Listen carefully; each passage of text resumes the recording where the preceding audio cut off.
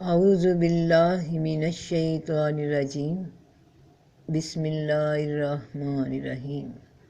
السلام علیکم ورحمۃ اللہ وبرکاتہ۔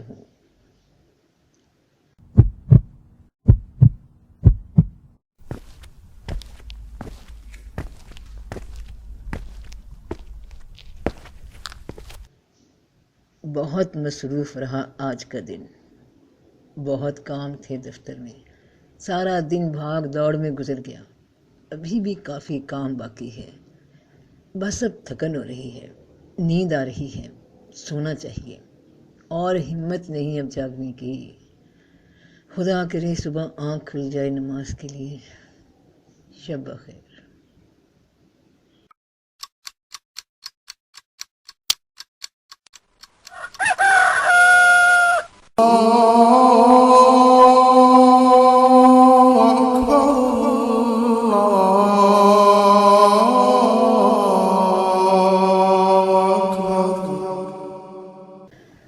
بہت تھکن ہو رہی ہے، اذان کی آواز آ رہی ہے، اتنی اچھی اتنی میٹھی نیند آ رہی ہے، اور آج بھی دفتر میں بہت کام ہے، 1-2 گھنٹے اور سو لینا چاہیے۔ اور آج تو میرا فلاں پروجیکٹ پورا ہونا ضروری ہے۔ اذان بھی ہو رہی ہے، کیا کروں؟ سو جاؤ، نہیں اٹھا جا رہا۔ کل پڑھ لیں گے نماز، ہمت نہیں پڑھ رہی، اٹھا ہی نہیں جا رہا، اور آج پورا دن بہت بزی گزرنے والا ہے۔ اگر نیند پوری نہ کی تو سارا دن آفس میں کام نہ ہو سکے گا۔ سو جاؤ، خیر ہے۔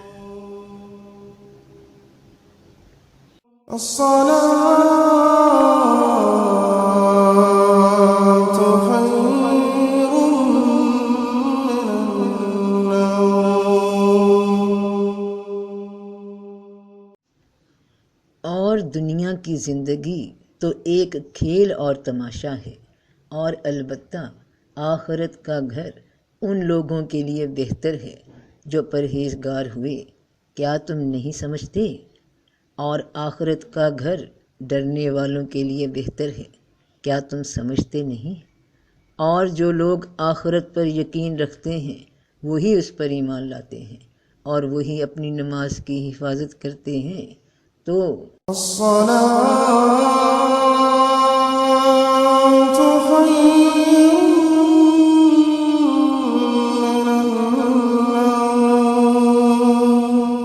کہ نماز نیند سے بہتر ہے، کہ آخرت دنیا سے بہتر ہے۔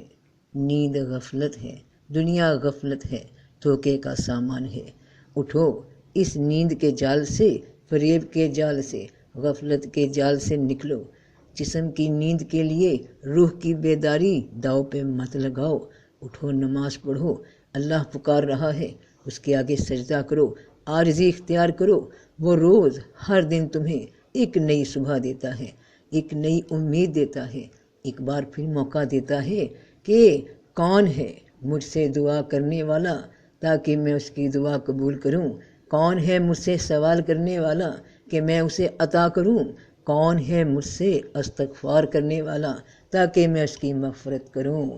دن میں 5 بار یہ در کھلتا ہے، 5 بار کسی غافل غلام کو اگر موقع دیا جائے کہ اپنی غلطی سدھار لو تو اس سے بڑھ کر، تو ایسے مالک سے بڑھ کر کون رحم دل مالک ہے جو بار بار اپنے بندے کو، اپنے غلام کو اس کی غلطیاں نظر انداز کر کے موقع دے رہا ہے؟ اور کیوں؟ تاکہ انسان نقصان نہ اٹھائے، اپنے لیے سزا اکٹھی نہ کرے، اپنے لیے تباہی اکٹھی نہ کرے، اور جو کچھ تجھے اللہ نے دیا ہے اس سے آخرت کا گھر حاصل کر، اور اپنا حصہ دنیا میں سے نہ بھول، اور بھلائی کر جس طرح اللہ نے تیرے ساتھ بھلائی کی ہے، اور ملک میں فساد کا خواہاں نہ ہو۔ بے شک اللہ فساد کرنے والوں کو پسند نہیں کرتا، اور البتہ آخرت تمہارے لیے دنیا سے بہتر ہے، اور بے شک ہمارے ہی ہاتھ میں آخرت بھی اور دنیا بھی ہے، حالانکہ آخرت بہتر اور زیادہ پائیدار ہے۔ اور تمہیں نیند کی پڑی ہے، تمہیں دنیا کے فائدوں کی پڑی ہے، تو جس دن پنڈلی کھولی جائے گی اور وہ سجدہ کرنے کو بلائے جائیں گے تو وہ نہ کر سکیں گے۔ تو جس دن وہ رب سے ملاقات کا دن آ گیا، جس دن یہ دنیا کا فریب، یہ جسم جو تمہیں اٹھنے نہیں دے رہا حقیقی عمل کرنے کے لیے، تو جس دن اس جسم سے ناطہ ٹوٹ جائے گا اور تم حقیقت جان لو گے کہ دنیا میں جو کیا، جو وقت گزارا، جو جمع کیا، سب وہیں رہ گیا اور سامنے جو حق آ گیا، غیب آ گیا، تو اب تم اپنے انجام کے خوف سے رب کے سامنے جھکنا چاہو گے اور ان کی آنکھیں جھکی ہوں گی، ان پر ذلت چھا رہی ہوگی، اور وہ پہلے دنیا میں سجدے کے لیے بلائے جاتے تھے حالانکہ وہ صحیح سالم ہوتے تھے۔ تو اب پس مجھے اور اس کلام کے جھٹلانے والوں کو چھوڑ دو، ہم انہیں بتدریج جہنم کی طرف لے جائیں گے، اس طور پہ کہ انہیں خبر بھی نہیں ہوگی۔ کس بات کو جھٹلا رہے تھے؟ کہ جنہوں نے اپنے دین کو تماشا اور کھیل بنایا اور انہیں دنیا کی زندگی نے دھوکے میں ڈال دیا، تو آج ہم انہیں بھلا دیں گے جس طرح انہوں نے اس دن کی ملاقات کو بھلا دیا تھا، اور جیسا وہ ہماری آیتوں سے انکار کرتے تھے، اور اس طور پہ کہ انہیں خبر بھی نہ ہوگی۔ کس بات کی خبر نہ ہوگی؟ کیسے خبر نہ ہوگی؟ کہ پھر جب وہ اس نصیحت کو بھول گئے جو ان کو کی گئی تھی، تو ہم نے ان پر ہر چیز کے دروازے کھول دیے، یہاں تک کہ جب وہ ان چیزوں پر خوش ہو گئے جو انہیں دی گئی تھیں، تو ہم نے انہیں اچانک پکڑ لیا، تب وہ نا امید ہو کر رہ گئے۔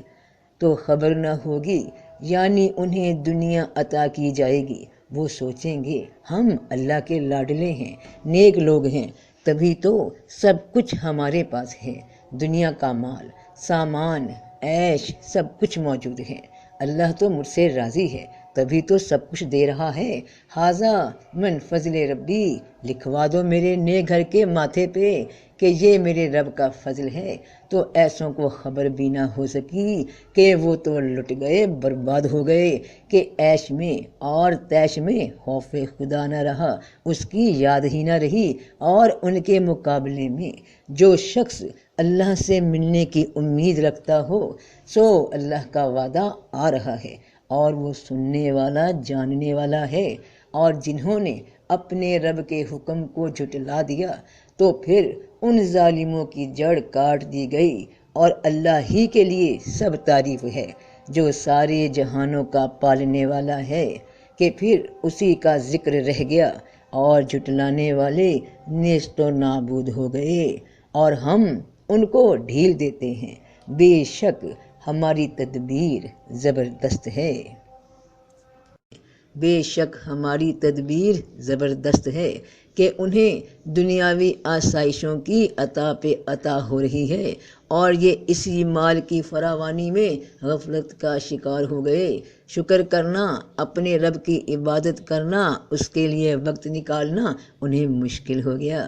دنیا کے کاموں کے لیے رات دن کی بھاگ دوڑ، وقت ہی وقت تمہارے پاس ہے، اور جو اصل کام ہے وہ بھول گئے۔ تو اللہ پاک فرماتے ہیں کہ اور صبر کرنے اور نماز پڑھنے سے مدد لیا کرو، اور بے شک وہ مشکل ہے مگر ان کے لیے نہیں جو عاجزی کرنے والے ہیں۔ نماز میں مشکل کیا ہے؟ کن کے لیے مشکل ہے؟ کیا مشکل ہے؟ یہ ان کے لیے مشکل ہے جن کو یقین نہیں آتا رب کی ملاقات کا، اور جنہیں دنیا نے مصروف کر رکھا ہے، جس کی طرف دنیا دوڑ کر جاتی ہے، اور وہ سمجھتا ہے کہ یہ تو ہمارا ٹیلنٹ ہے، یہ تو میری عقل ہے جو اتنا مال، جائیداد، گھر، دنیا داری بنا لیے، تو ان کے لیے نماز مشکل ہے۔ جو یہ سمجھتے ہیں کہ ہر عطا اللہ کی جانب سے نہیں ہے، بلکہ یہ تو میرے ہاتھوں کی کمائی ہے، میرا فخر ہے، میں نے دماغ لڑایا۔ تو ہر نعمت کا شکر ادا کرنا فرض ہے تاکہ انسان رستے سے نہ بھٹک جائے، اور اس کا ذریعہ، اس کا طریقہ نماز ہے کہ سجدے میں جا کر عاجزی میں اپنے رب کے آگے سر جھکا دینا۔ اور جو کوئی دنیا کی زندگی اور اس کی آرائش چاہتا ہے تو ان کے اعمال ہم یہیں پورے کر دیتے ہیں اور انہیں کچھ نقصان نہیں دیا جاتا۔ یہ وہی ہیں جن کے لیے آخرت میں آگ کے سوا کچھ نہیں، اور برباد ہو گیا جو کچھ انہوں نے دنیا میں کیا تھا، اور خراب ہو گیا جو کچھ کمایا تھا۔ تو کس کے لیے صبر اور نماز مشکل نہیں ہے؟ وہ جو یہ سمجھتے ہیں کہ ہمیں ضرور اپنے رب سے ملنا ہے اور ہمیں اس کے پاس لوٹ کر جانا ہے۔ تو اے میری قوم، دنیا کی زندگی بس چند روزہ فائدے ہیں اور آخرت کا گھر ہی ٹھہرنے کی جگہ ہے۔ جسم میں سدا نہیں رک سکتے، تم نہیں ٹھہر سکتے، تمہارے ٹھہرنے کی جگہ کوئی اور ہے، اور زمین پر کوئی چلنے والا نہیں مگر اس کی روزی اللہ پر ہے، اور جانتا ہے جہاں وہ ٹھہرتا ہے اور جہاں وہ سونپا جاتا ہے، سب کچھ واضح کتاب میں ہے۔ اس جگہ کے دو مقام ہیں، ایک جنت ایک دوزخ۔ تمہیں ان ہمیشہ کے مقام میں سے ایک مقام خود اپنی چوائس سے چننا ہے۔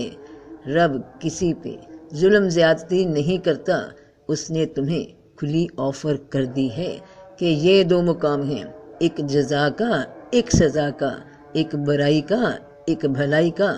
تم جس مقام کے مطابق کوشش کرو گے وہ تمہیں مل جائے گا، اور اللہ وہی ہے جس نے ایک جان سے تم سب کو پیدا کیا، پھر ایک تو تمہارے ٹھکانے کی جگہ ہے اور ایک امانت رکھے جانے کی جگہ۔ تحقیق ہم نے کھول کر نشانیاں بیان کر دی ہیں ان کے لیے جو سوچتے ہیں۔ اب ذرا گہرائی میں غور کرو، اپنے من میں ڈوب کر اس سراغ کو پانے کی کوشش کرو، باطن کی عقل سے، باطن کے کان سے، باطن کی آنکھ سے دیکھنے، سننے اور سمجھنے کی کوشش کرو۔ غور کرو کہ ایک تمہارے ٹھکانے کی جگہ اور ایک تمہارے امانت رکھنے کی جگہ۔ امانت تم خود ہو جسے لوٹ کر رب کے پاس جانا ہے، یا لٹ کر برباد ہو کر اپنے رب کے پاس ہی لوٹنا ہے۔ حاضری رب کے سامنے ہونا ہی ہونا ہے جواب دہی کے لیے، اور تمہارے امانت رکھی جانے کی جگہ یہ تمہارا دنیا کی زندگی کا قیام ہے، اس جسم میں جس میں تم موجود ہو، اور ٹھکانے کی جگہ تمہارا آخرت کا مقام جہاں تم ٹھہرنے والے ہو، ایک پکا ٹھکانہ، یا جنت کا یا دوزخ کا یا نعمت کا یا زحمت کا۔ اور اب اس سے بھی آگے کی بات پہ غور کرو کہ ایک تمہارے ٹھکانے کی جگہ اور ایک تمہارے امانت رکھے جانے کی جگہ۔ امانت کی شکل میں تم جسم کے وجود میں ہو، اور ہمیشہ کا ٹھکانے کی شکل میں تمہیں ایک نیا جسم دیا جانے والا ہے۔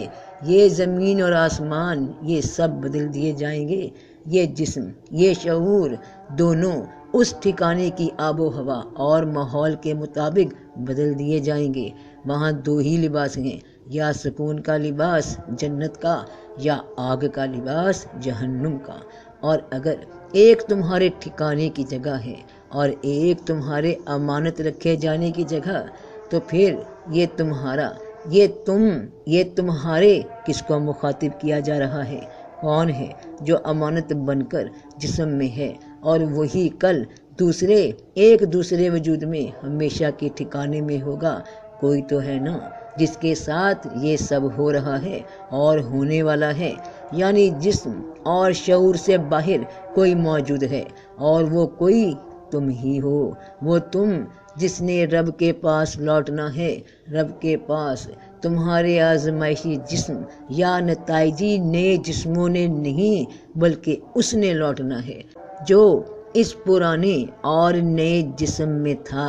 تو ایسی زبردست ملاقات کے لیے اور یہ کہ نماز قائم رکھو اور اللہ سے ڈرتے رہو، وہی ہے جس کے سامنے اکٹھے کیے جاؤ گے کہ جو اپنے رب کی ملاقات پہ یقین رکھتے ہیں، اور جو لوگ آخرت پر یقین رکھتے ہیں وہی اس پر ایمان لاتے ہیں۔ اور وہی اپنی نماز کی حفاظت کرتے ہیں تو کس پر ایمان لاتے ہیں؟ آخرت پر، اس ملاقات پر۔ تو پھر دوہرا دوں،